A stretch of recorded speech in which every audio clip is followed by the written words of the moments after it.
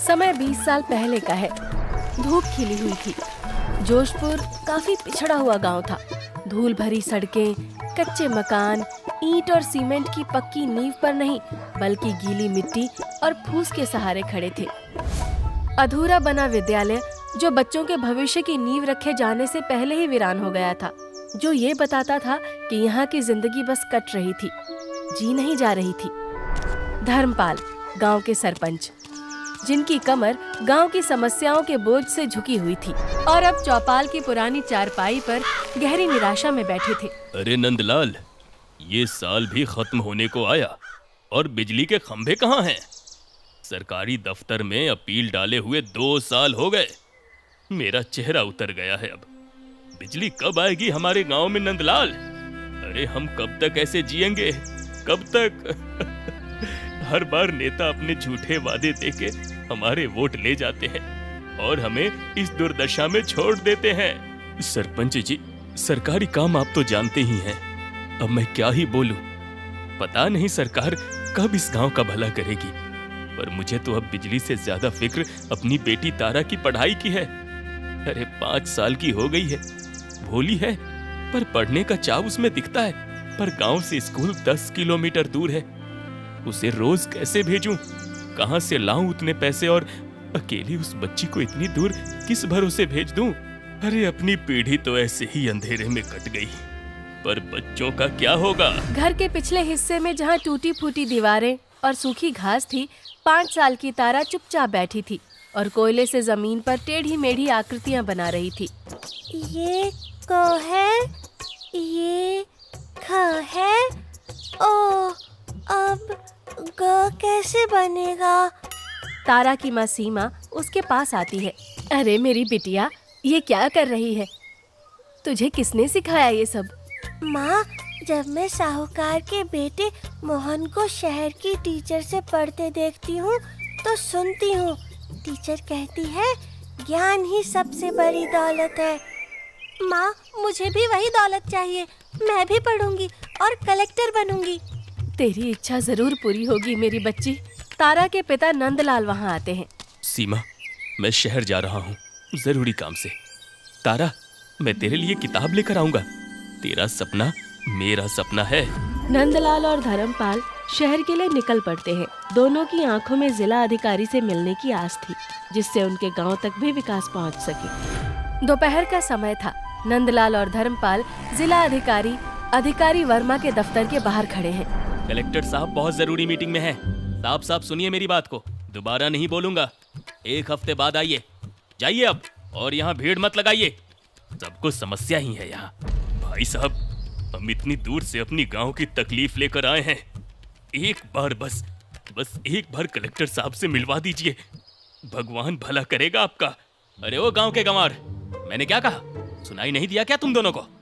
Collector साहब तुम्हारे जैसे फालतू लोगों के लिए फ्री नहीं बैठे हैं। ये कोई चौपाल नहीं है कि जब मन किया मुंह उठाकर चले आए। साफ साफ मेरे शब्दों को दोबारा सुनिए। मैं ये बात आखिरी बार बोल रहा हूँ। तुरंत यहाँ से निकलो। चलो निकलो। कौन किसका भला करेगा ये तुम बाद में सोचना। अभी सीधे बाहर का रास्ता नापो। भागो यहाँ से। सिपाही के जोरदार धक्के से नंदलाल का संतुलन बिगड़ जाता है और वो जमीन पर लड़खड़ाता हुआ गिर पड़ता है। सरपंच धर्मपाल असहाय और अपमानित महसूस करते हुए उसे उठाते हैं। मुखिया जी, ये लोग हमें 2 कौड़ी के लोग समझते हैं। ये हमारे विकास की बात क्या सुनेंगे? अब चलिए यहाँ से। बहुत सम्मान दिया हमें इन शहर के लोगों ने। वो दोनों वहाँ से लौटने लगते हैं। तभी नंदलाल एक स्टेशनरी की दुकान पर रुकता है। भाई साहब, मेरी बेटी के लिए किताब चाहिए, अक्षर ज्ञान वाली। हाँ, और एक छोटी कॉपी, सबसे अच्छी वाली देना। अरे नंदलाल, तू क्या करेगा किताब का? क्या यहाँ स्कूल खुल जाएगा? हाँ, स्कूल नहीं है तो क्या, मैं पढ़ाऊंगा तारा को। मेरी बेटी का सपना टूटने नहीं दूंगा। मेरी तारा को शिक्षा मिलनी ही चाहिए। नंदलाल घर लौटकर तारा के लिए लाई हुई किताब देता है। शुक्रिया पापा, मेरे पापा सबसे अच्छे पापा। मैं पढ़ूंगी और सबसे पहले अपने गांव में एक स्कूल खोलूंगी। आप देखना पापा। कुछ दिनों बाद सुबह का वक्त था। गांव में अचानक हलचल होती है। वैन और कैमरे के साथ सोशल एक्टिविस्ट आरती आती है। नमस्कार, आज मैं यहाँ आप लोगों की मदद करने आई हूँ। आप सब बताइए, आपको सबसे पहले कौन सी कमी महसूस होती है? बिजली, हमें रात के लिए बिजली चाहिए मैडम। सड़क अच्छी नहीं है बेटी, सरकार कोई मदद नहीं करती है। नंदलाल भीड़ से बाहर निकलता है।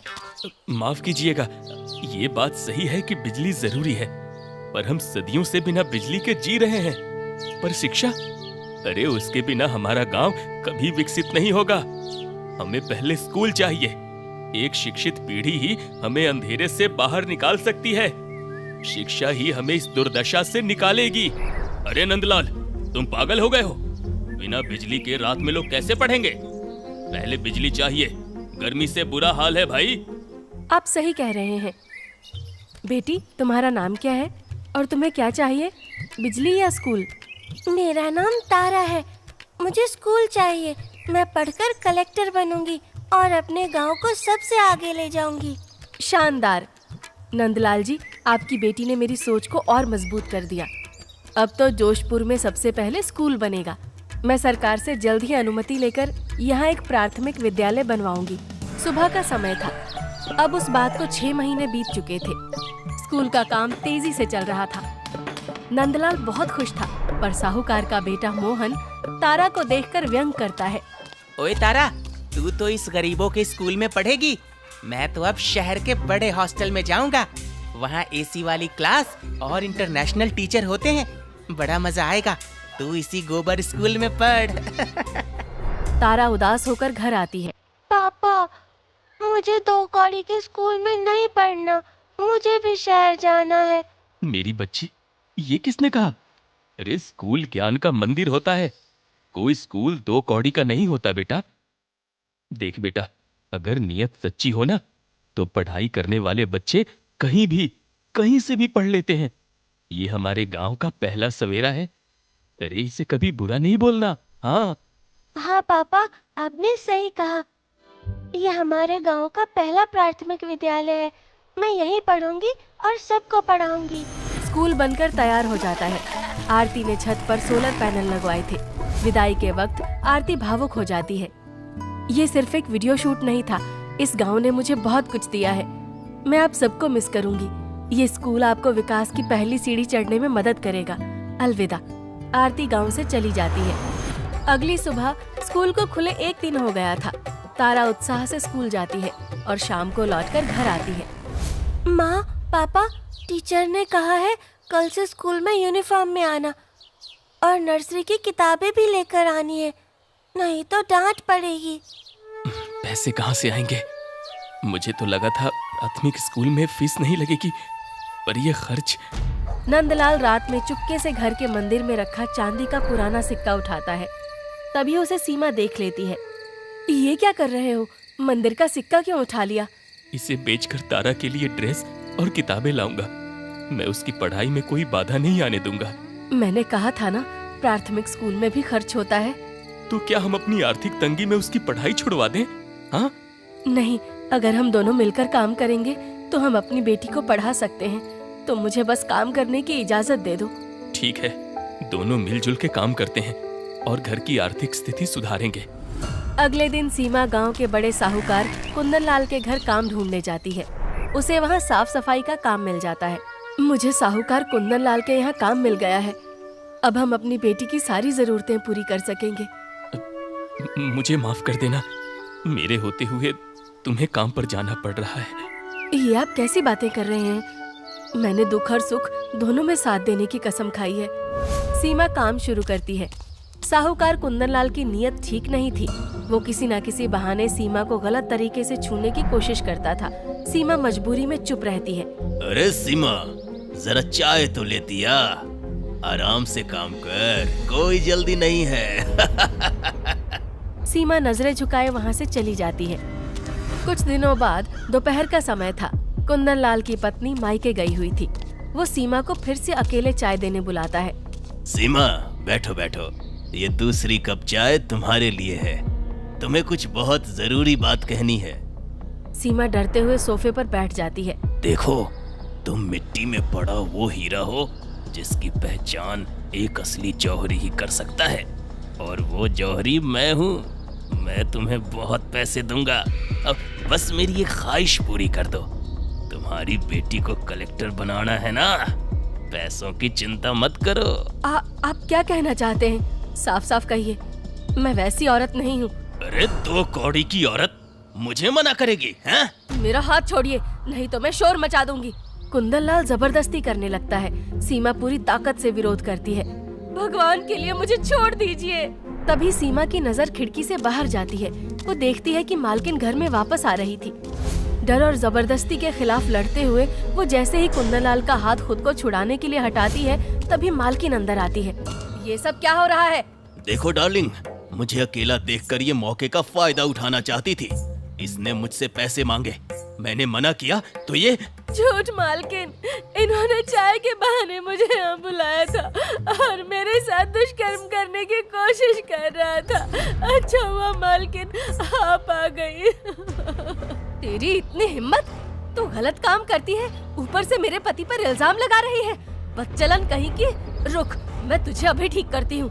मालकिन बिना कुछ सुने सीमा के बाल पकड़कर गांव के बीचों बीच घसीटती हुई गांव के चौपाल पर ले आती है। गांव के बीचों बीच भीड़ जमा थी। मालकिन जोर जोर से सीमा को बदचलन कह रही थी। गांव वाले सीमा पर पत्थर फेंकने लगते हैं।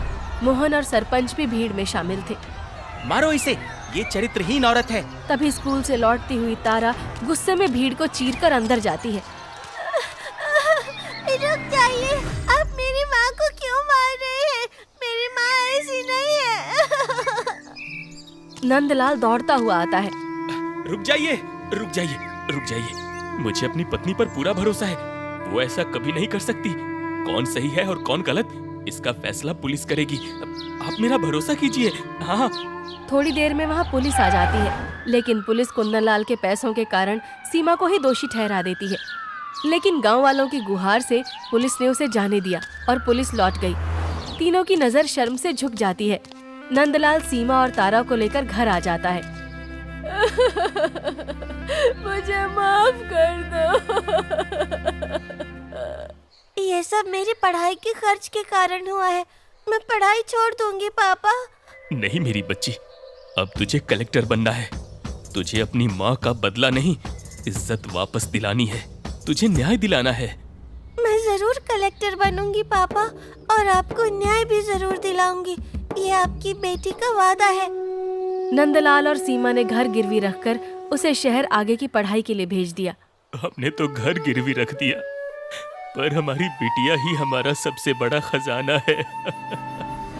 ऐसे ही कई साल बीत जाते हैं। गांव की हालत बद से बदतर होती जा रही थी और कुंदन लाल का शोषण दिन ब दिन बढ़ता ही जा रहा था। अब उस गांव में कोई महिला अपने आप को सुरक्षित महसूस नहीं करती थी। एक दिन की बात है, गांव में एक फटे हाल डरी हुई अनजान औरत आती है मदद मांगते हुए। वो गांव वालों के पास जाती है और कहती है, कुंदन लाल ने मेरे साथ गलत करना चाहा, मेरी मदद करो। वो अच्छा आदमी नहीं है, मेरी मदद करो।